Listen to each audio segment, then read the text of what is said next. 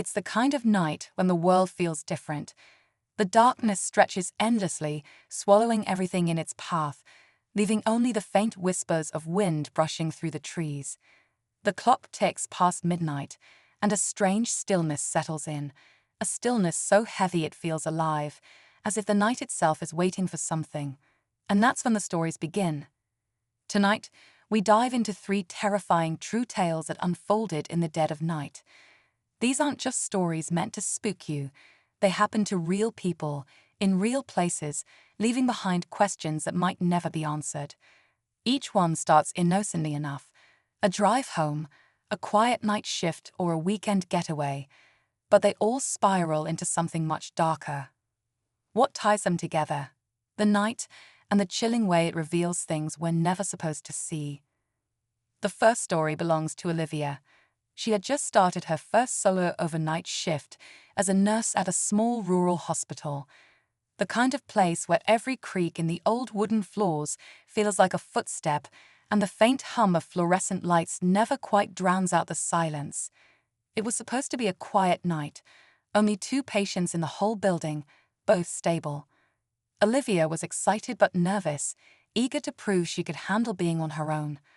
Around 2 a.m., just as she was finishing her rounds, the intercom crackled to life. Room 14, a male voice said, low and emotionless. Olivia froze. Room 14 had been empty for weeks, undergoing maintenance after a plumbing issue. But maybe one of the patients had hit the wrong call button, simple enough to check.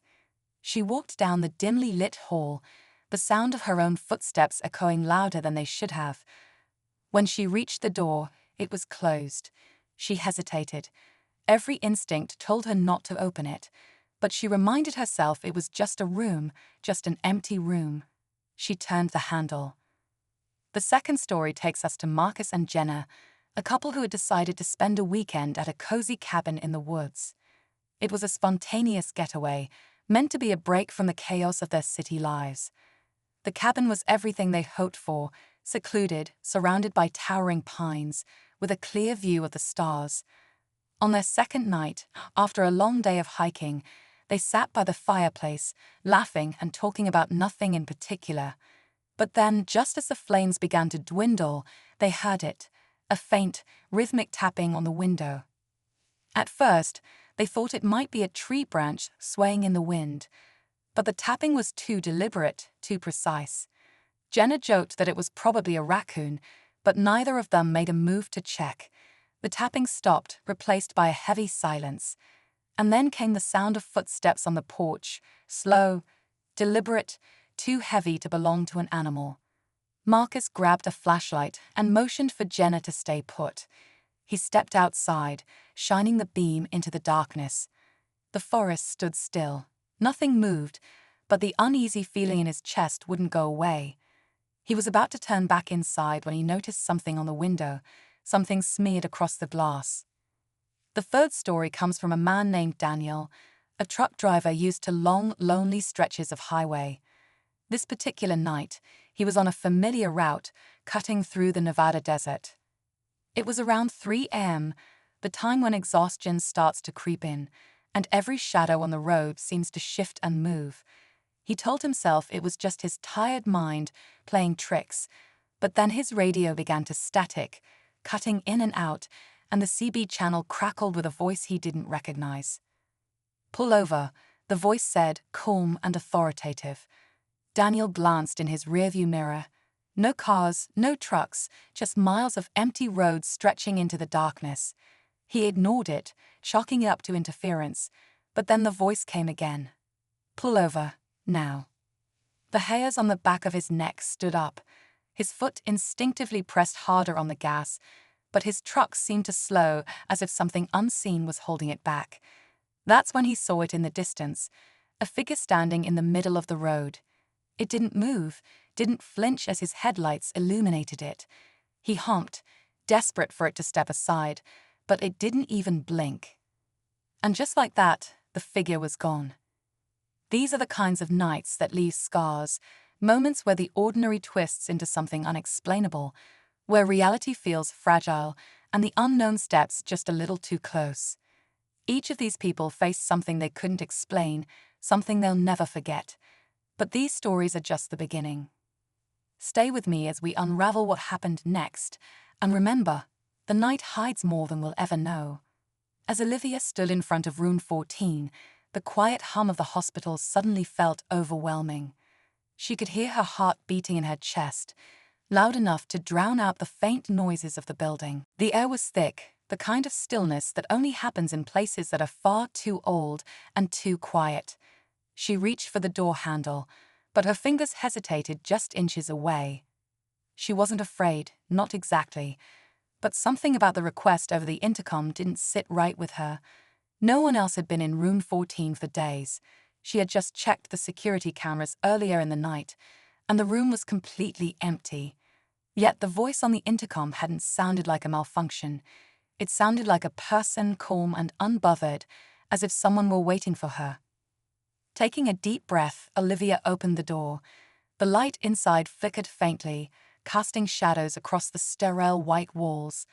The bed was empty, just as she expected, but something was different. A chill filled the room, and the temperature seemed to drop several degrees, despite the heat in the hall. She stepped inside, her footsteps muffled on the linoleum floor, and glanced around. There was no one there. The bed sheets were pulled neatly, almost too neatly, as though someone had just made it. Her mind raced. Had she imagined the voice? Was it possible someone was playing a prank on her, one of the other staff members? She wasn't sure, but she knew she needed to check the rest of the room. She walked to the closet, her hand trembling as she grabbed the doorknob. Slowly, she turned it. The closet door creaked open, revealing nothing but a few empty shelves and cleaning supplies. But as she moved to shut it, a sudden sound made her freeze. A whisper, barely audible, like a breath being exhaled too close to her ear. "Help!" Olivia spun around, her pulse racing. There was no one there. The room was still empty, except for the faint shadows playing tricks on her eyes. She stepped back, heart hammering, and grabbed the intercom to call for help. But before she could press the button, the voice came again, this time clearer, more desperate. "Please, someone help me." It wasn't coming from the intercom. The voice was coming from the hallway. Marcus and Jenna hadn't expected the night to take a turn for the worse. After a long day of hiking, they were exhausted and ready to relax in the warmth of the cabin. The tapping on the window had caught them off guard, but neither of them had thought it was anything serious. It was probably just the wind, or a stray animal, they reasoned. But as they sat there, trying to shake off the unease, the footsteps on the porch grew louder, slower, heavier. Jenna had started to feel a knot form in her stomach. She glanced at Marcus, his brow furrowed, his eyes scanning the darkness outside. The cabin, while cozy and secluded, suddenly felt too small, too vulnerable. He stepped outside, and Jenna stayed behind, trying to stay calm, but feeling her own unease building by the second. From the window, she could see him standing at the edge of the porch, shining the flashlight into the forest. The beam of light cut through the trees, but it didn't reveal anything. The woods were still, but the night felt wrong.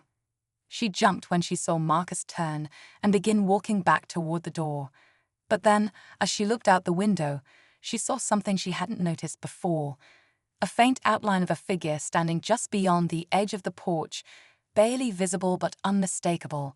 It was tall, unnaturally still. She called out to Marcus, but her voice caught in her throat. He turned around, following her gaze. The figure didn't move. It didn't react at all.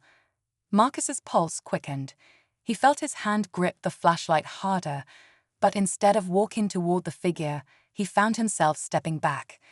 The air felt thick now, pressing in around him. His body felt heavy, like something was dragging him down. He didn't want to go any closer. "Jenna," he whispered, his voice trembling slightly, "get away from the window." But it was too late. She'd already seen it. The figure's eyes, bright, cold, almost glowing, locked onto hers. There was no emotion in them. No life, just an empty, hollow stare. He reached for the door, fumbling with the knob, but it felt like it was stuck. It wouldn't open. Panic rose in his chest as he heard the sound of footsteps coming closer, too close now. He slammed his shoulder against the door, finally breaking it open, and rushed inside. Jenna was already standing at the back of the cabin, her hands trembling, her face pale.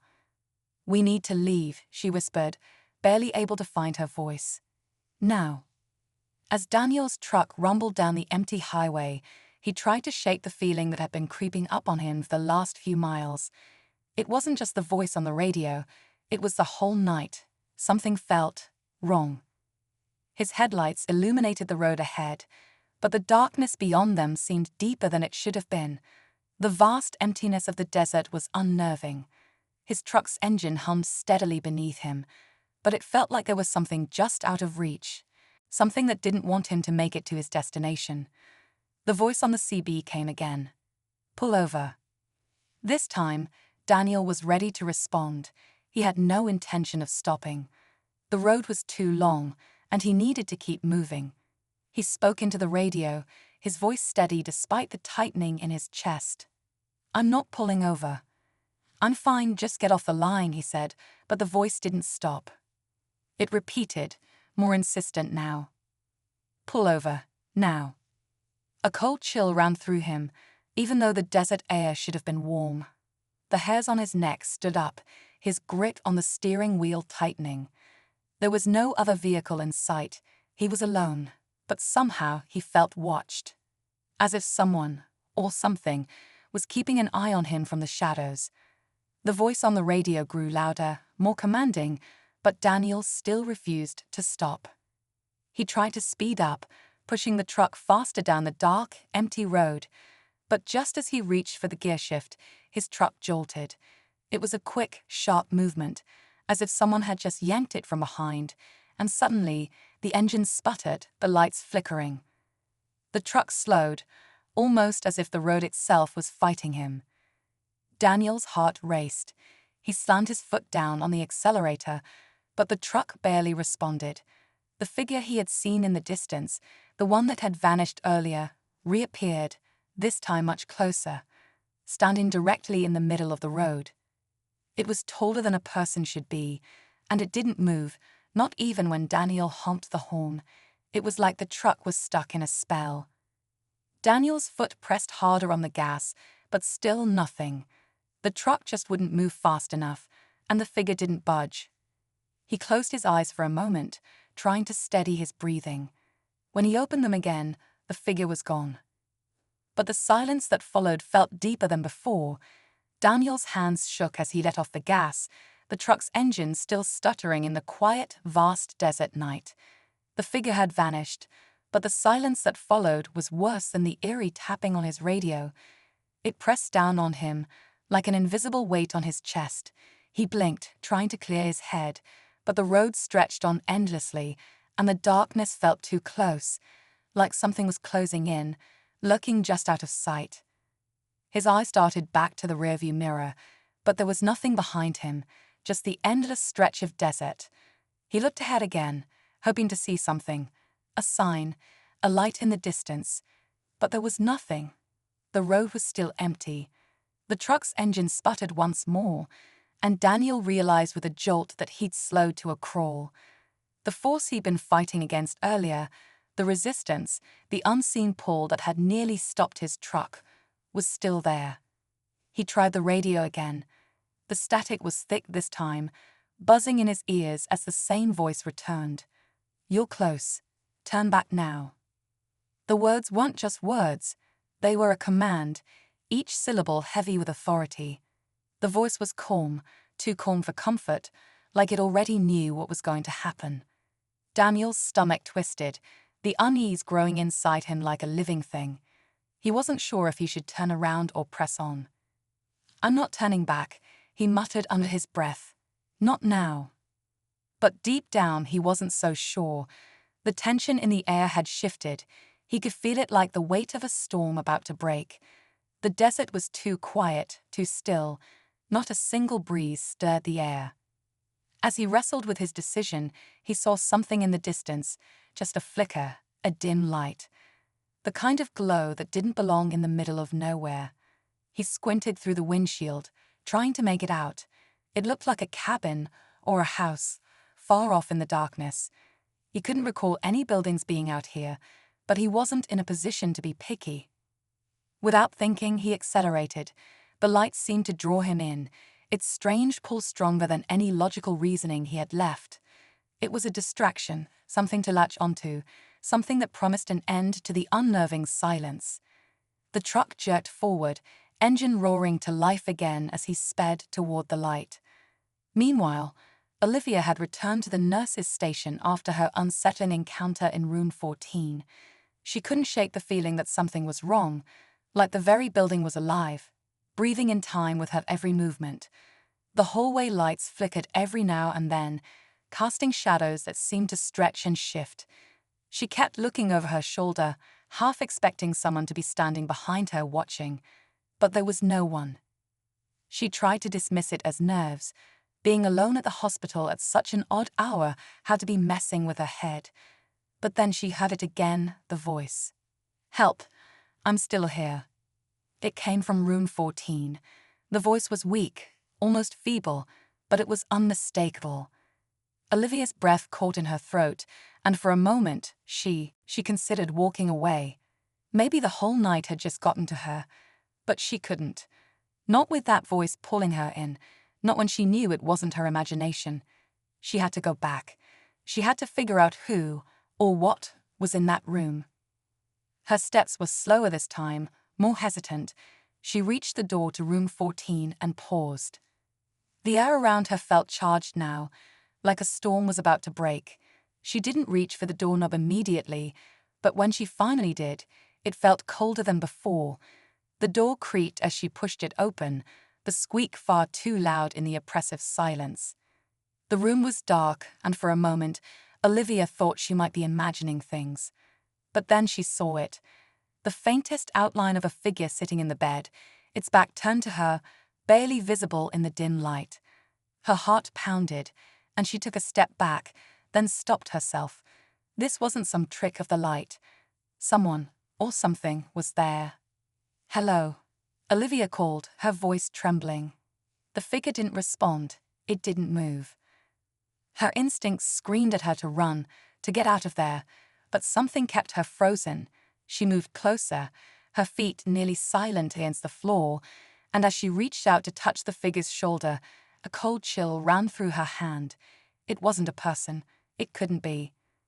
The figure turned slowly, its face a hollow, pale mask, empty, devoid of eyes, mouth twisted in an expression of agony that sent a jolt of terror through her.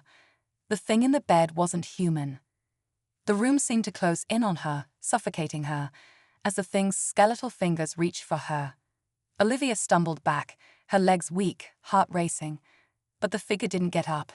It stayed there, staring at her with that horrible, empty face, its mouth moving soundlessly. She ran. Jenna clutched her jacket tightly as she paced back and forth in the cabin's living room. She didn't care that she was wearing socks on a cold wooden floor. Her entire body felt like it was on fire, a deep sense of dread burning through her veins. Marcus hadn't said a word since he came inside, and that silence was more unnerving than the sound of the footsteps on the porch. The cabin was locked up tight. The curtains were drawn, the doors bolted. But still, every creak of the wood beneath her feet, every flicker of the candlelight, made her feel as though someone, was just outside, watching. "Marcus," she finally said, her voice tight. "What the hell was that? Who was out there?" He didn't answer right away, his gaze distant. His eyes were wide, his face pale, and Jenna had never seen him like this before.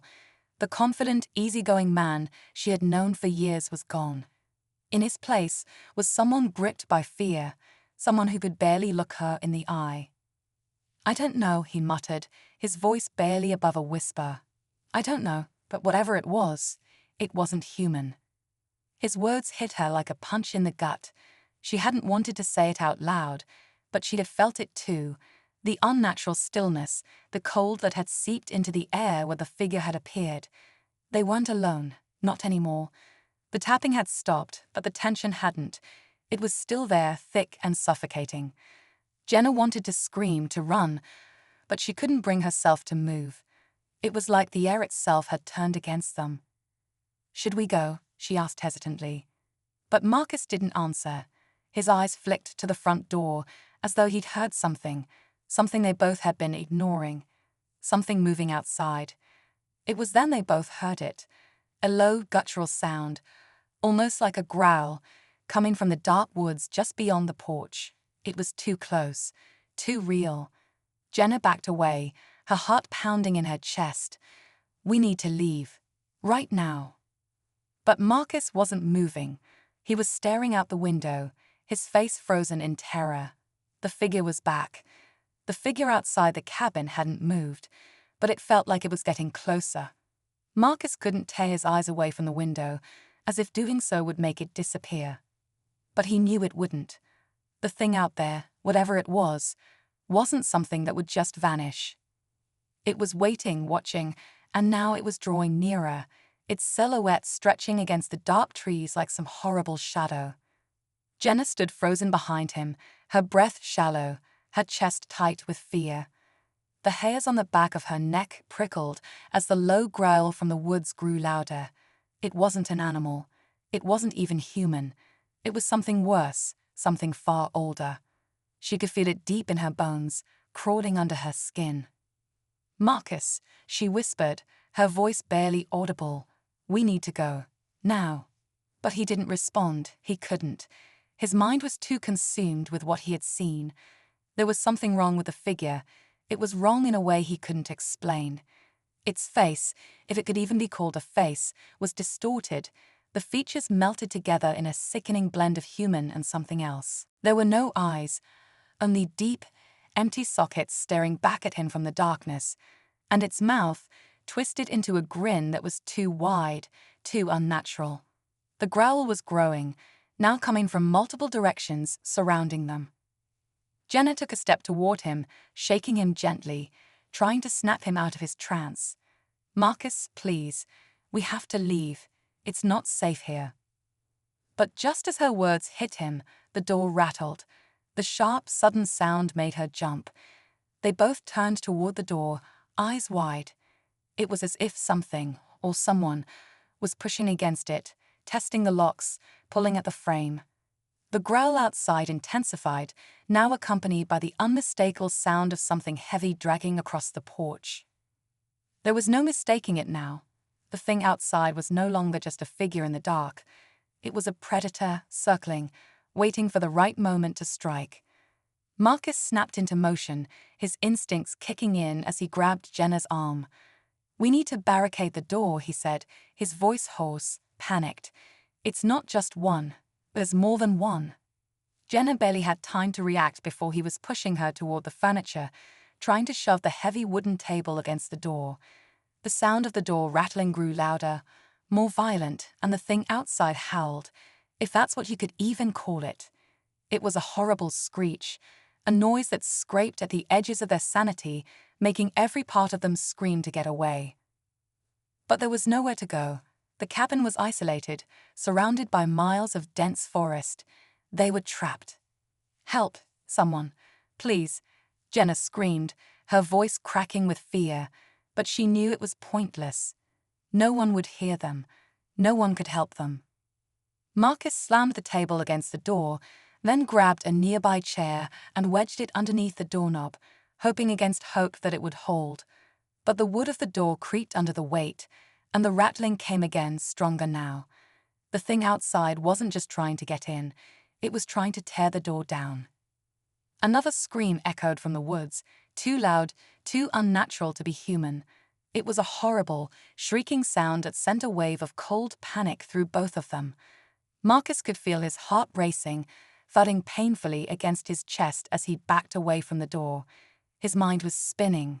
He didn't know what to do. "We can't stay here. It's coming," Marcus said, his voice trembling. But Jenna was already moving toward the window. She wasn't thinking, her legs carrying her without hesitation, driven by pure fear. She yanked the curtains aside and looked out, but what she saw nearly made her stumble backward.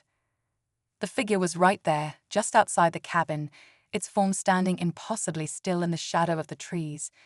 But as she stared at it, another shape stepped out from behind it, then another. They weren't alone. The woods were full of them. Dark shapes with empty faces, eyes like voids, watching them with a malevolent patience. "Marcus," she cried, turning to him, her voice breaking. "They're everywhere. It's not just one, it's a whole group of them." The door behind them creaked again, and this time the wood splintered. A low, guttural laugh echoed through the cabin, not from any one person, but from all of them.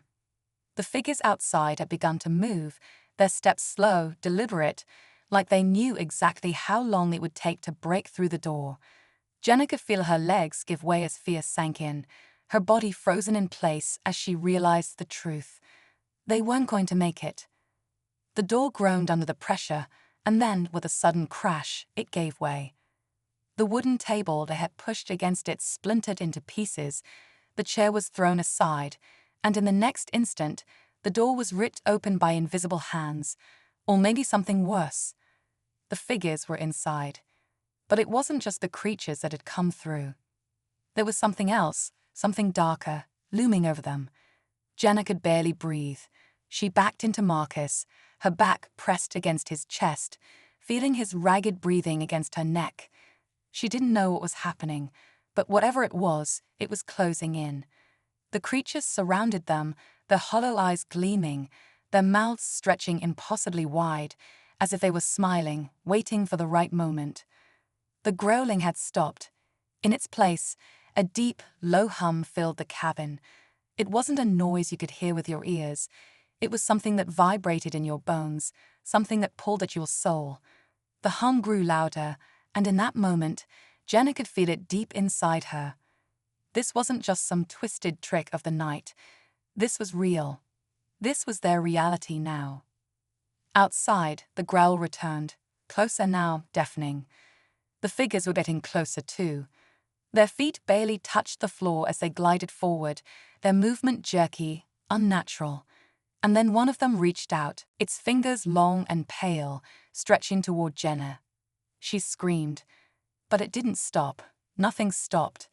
Jenna's scream echoed through the cabin, but the figure's hand didn't pause. It reached closer, its long fingers almost brushing her face, the coldness seeping into her skin like ice. She flinched, but before she could react, there was a sudden crash from the window, louder than any of the noise that had come before. Glass shattered, and the night air poured in, thick with the scent of pine and dust. For a moment, the creatures outside faltered, their movements halting as they turned toward the new source of chaos.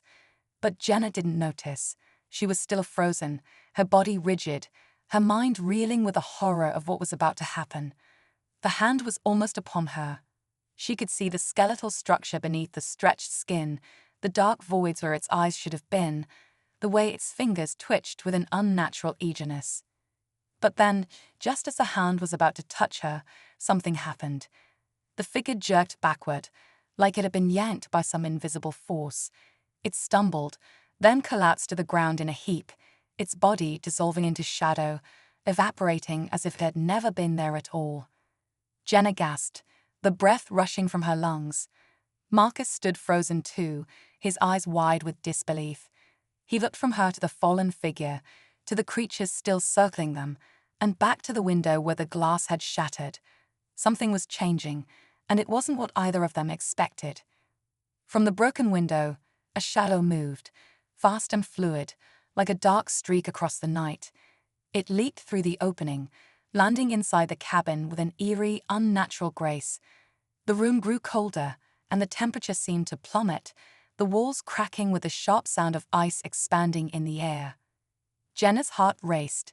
She knew this wasn't another of the creatures. It was different. Something was coming, something far worse than anything they'd faced so far. She didn't need to see it clearly to feel the dread rolling off it in waves. It was powerful, ancient, and it wasn't here to help. It was here to finish what had been started. The air grew thick, and then a voice, not the hollow growl of the creatures, but something far older, far more ancient, whispered into the room. The words were soft at first, barely audible, but as they grew louder, they carried a weight that pressed down on Jenna's chest, crushing the air from her lungs. You were never meant to survive. Marcus reached out to grab Jenna's arm, pulling her toward him as he stumbled back, eyes darting around the room for any sign of escape. But there was nowhere to run. The door was gone.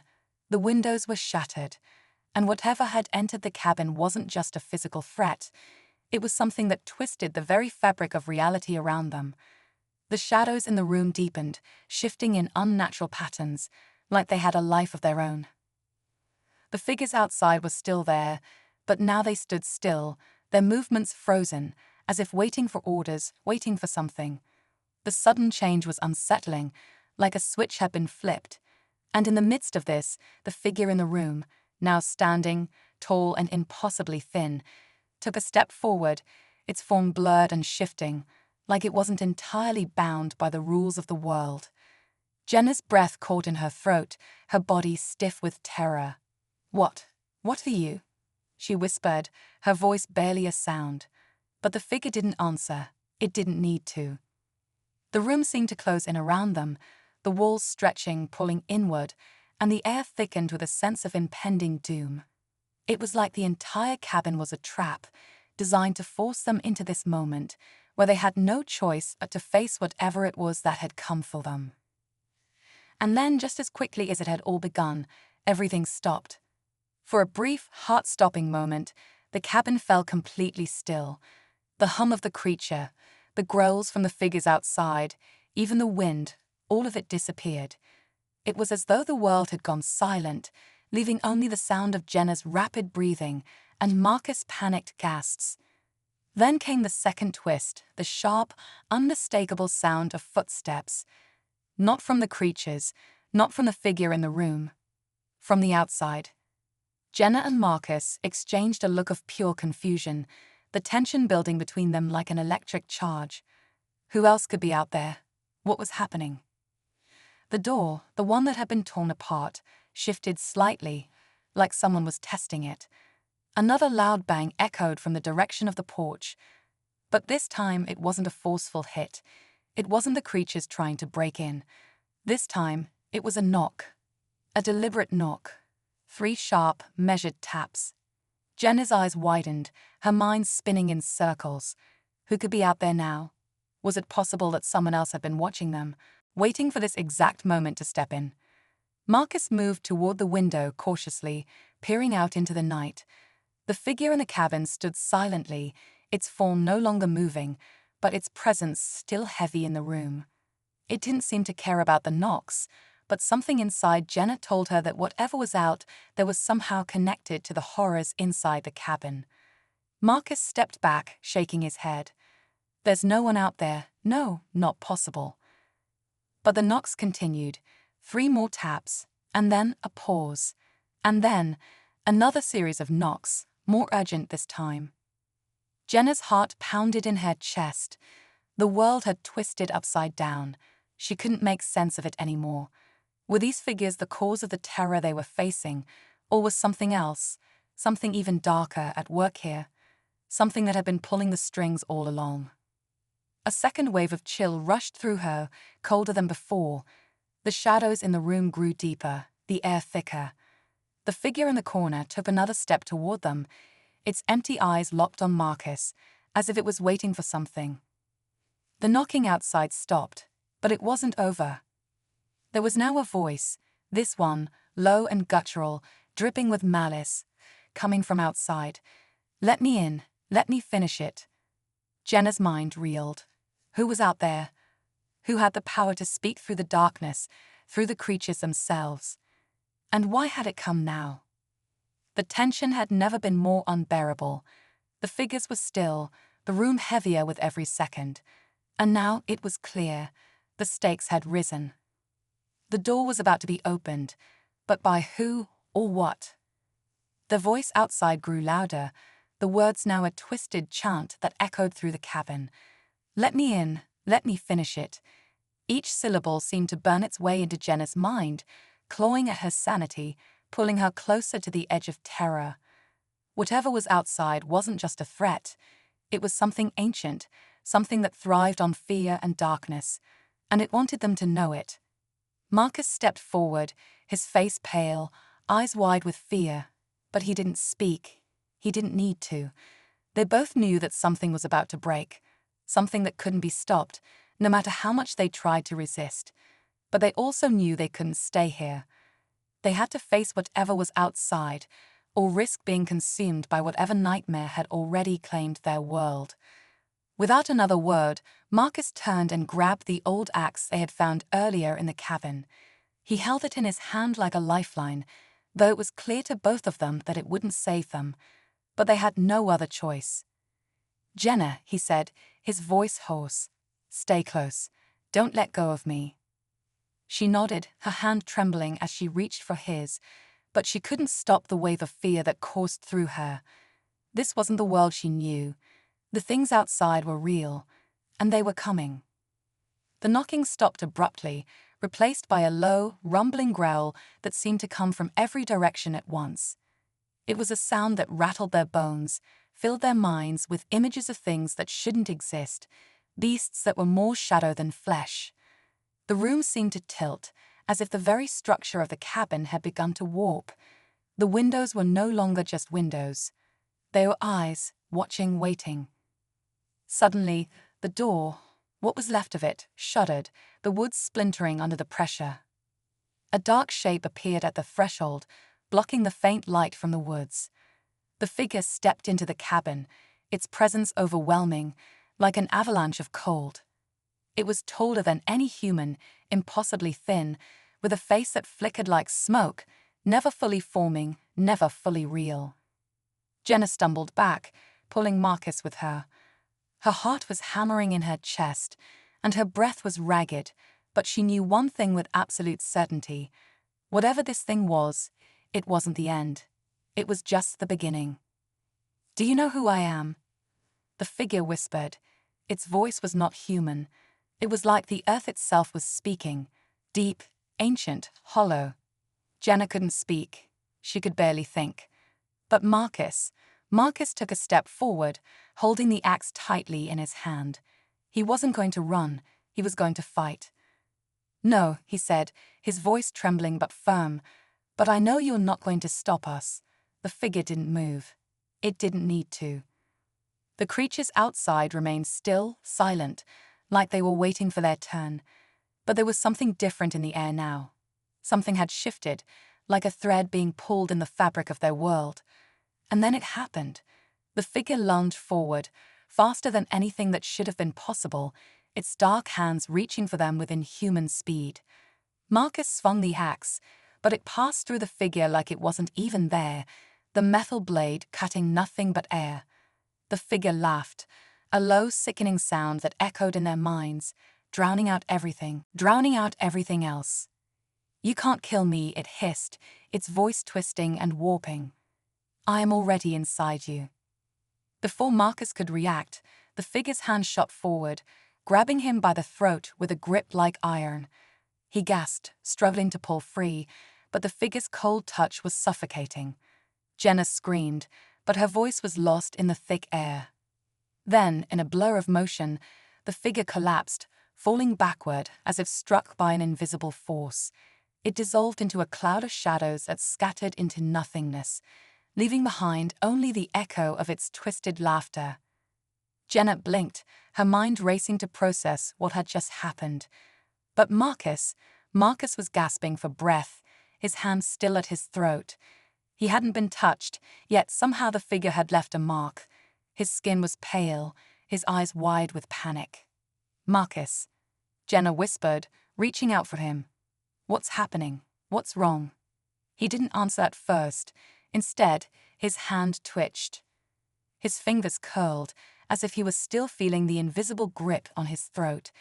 His breath came in short bursts, his eyes darting around as if searching for the thing that had just attacked them. He stumbled back, his body trembling. "Jenna," he said, his voice barely a whisper.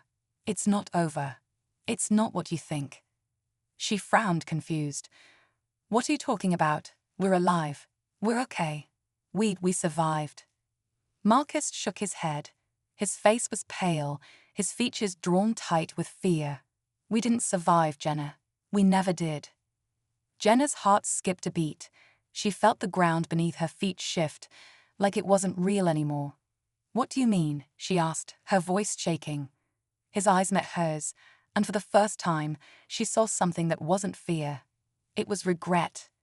You've seen it too, haven't you? The way everything bends. The way the world feels wrong. This wasn't the cabin we came to. This wasn't even the place we thought it was. We were never supposed to survive. We're already. His words trailed off, and suddenly the room grew cold again. The air felt thick, the shadows in the corners of the cabin stretching out like they had a life of their own. The creatures outside, the ones that had been frozen in place moments ago, began to move again, their eyes glowing with a malevolent light. And then, through the growing fog in her mind, Jenna understood. The knocking, the whispers, the way the figures outside had never truly left. They were never meant to leave. They were part of something much bigger. Something that was unfolding right before their eyes. And whatever it was just beginning. Jenna stepped back, her heart sinking as the walls seemed to close in on her. She hadn't been watching the right thing all along. She hadn't been seeing the truth. The last thing she heard was Marcus' voice, distant and hollow. We were always meant to stay here. Forever. Jenna's mind raced, her chest tightening as she struggled to comprehend Marcus' words. We were always meant to stay here. Forever. The phrase echoed in her mind, sending waves of panic through her body. She felt her legs wobble, the weight of realization crashing down on her. The creatures outside, the figures that had come and gone, the cabin itself, it all clicked into place. They were trapped. Not just in the cabin, but in something much worse. The fog in the room thickened, darkening every corner. Jenna's thoughts were a jumble of confusion and fear. But one thing was clear. This was no ordinary nightmare. They were stuck, bound to this place, to this moment, to this twisted reality. And whatever had brought them here wasn't about to let them go. Marcus collapsed to the ground, his body racked with tremors. He gasped for air, his breath shallow, as if he were drowning in the very air around him. Jenna knelt beside him, her hands shaking as she reached for him, but he recoiled, his eyes wide and frantic. Jenna, don't touch me, he whispered hoarsely, his voice barely a breath. You don't understand. The shadows in the room crept closer, crawling up the walls like sentient things. The creatures outside, the ones that had been lingering in the dark, began to move again, their glowing eyes piercing through the cabin's broken windows. They were waiting, watching. It was as if they were part of the very air that surrounded them. Jenna tried to steady herself, her mind whirling, but she couldn't escape the feeling that the walls were closing in on her. There was no escape, no way out. The cabin wasn't just a building, it was a prison.